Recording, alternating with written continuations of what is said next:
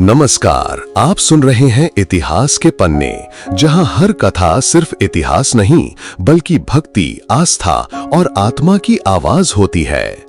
आज जो कथा मैं आपको सुनाने जा रहा हूं, वो सिर्फ किसी चमत्कार की नहीं बल्कि सच्चे समर्पण की है। एक ऐसे शिव भक्त की कथा जिसने मौत को देखा, उसे स्वीकार किया और फिर भी भगवान को पा लिया। ये कथा है मृकंडु ऋषि के पुत्र मार्कंडेय की। पुराणों में आता है, मृकंडु ऋषि और उनकी पत्नी बहुत वर्षों तक संतान सुख से वंचित रहे। उन्होंने भगवान शिव से तपस्या की और वर मांगा।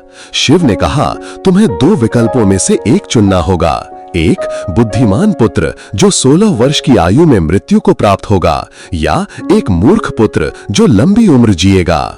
ऋषि ने चुना बुद्धिमान पुत्र और फिर जन्म हुआ मार्कंडेय का। बचपन से ही वो शिव भक्त था। हर सुबह हर शाम ओंकार का उच्चारण करता, शिवलिंग की पूजा करता और महामृत्युंजय मंत्र का जाप करता। पर समय रुकता नहीं। मार्कंडेय के जीवन के 16वें वर्ष की अंतिम रात्रि आ पहुंची। यमराज स्वयं उसे लेने आए। मार्कंडेय डरा नहीं, वो शिवलिंग से लिपट गया। उसकी आंखों में आंसू नहीं थे, बस एक ही पुकार थी, भोलेनाथ, मेरी भक्ति अधूरी न रह जाए। यमराज ने उसे पकड़ने के लिए अपने फंदे का प्रयोग किया, पर जैसे ही फंदा शिवलिंग को छू गया, भोलेनाथ स्वयं प्रकट हो गए।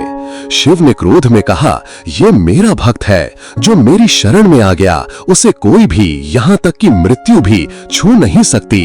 उन्होंने यमराज को चेताया और कहा, अब से ये अमर होगा, काल से भी परे, मेरी कृपा से सुरक्षित। और तभी से मार्कंडेय ऋषि अमर माने जाते हैं। उनका नाम लिया जाता है जब कोई मृत्यु से रक्षा की प्रार्थना करता है। आज भी महामृत्युंजय मंत्र उसी की स्मृति में जीवन की रक्षा और आत्मा की मुक्ति के लिए जपा जाता है। तो दोस्तों, ये कथा हमें सिखाती है, भक्ति केवल पूजा नहीं होती, भक्ति वो शक्ति है जो मृत्यु को भी झुका सकती है। अगर आपको ये कथा श्रद्धा से भर गई हो तो कमेंट में एक बार जरूर लिखिए ओम नमः शिवाय, और इतिहास के पन्ने चैनल को सब्सक्राइब जरूर करें। मैं हूं आपका साथी, फिर मिलूंगा एक और अनकही भक्ति कथा के साथ। जय भोलेनाथ।